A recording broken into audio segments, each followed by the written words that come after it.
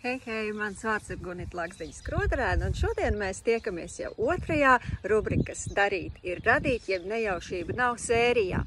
Lai gan bērnībā es nezināju teicienu, ka sapņiem jābūt lieliem, jo tad tos vieglāk ieraudzīt, es jau 12 gadu vecumā ambiciozi paziņoju, ka es dienās kļūšu slavena rakstniece un dzejniece un ka par mani mācīs skolā. Tagad, vairāk nekā 30 gadus vēlāk, es esmu jau 5 grāmatu autore, 2 stāstu krājumu un 3 romānu, un savu vairāk nekā 20 gadu darbu pieredzi esmu apkopojusi metodiskajā materiālā par grāmatu rakstīšanu un izdošanu DigiGids Mans sapnis grāmata. Arī pirms dažiem gadiem viens no maniem skolotājiem lika uzrakstīt savu visambiciozāko sapni.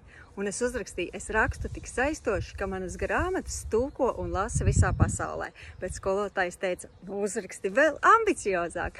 Un tad es uzrakstīju, es rakstu tik saistoši, ka cilvēki visā pasaulē vēlas mācīties latviešu valodu, lai būtu pirmie, kur uzzina to, kas man sakāms.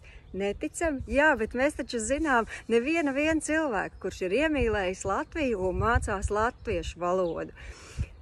Nu tad uzraksti arī tu savu šķietami visneiespējamāko vēlmi, un lai sapņi piepildās. Tiekamies nākamotrdien. Čau, čau!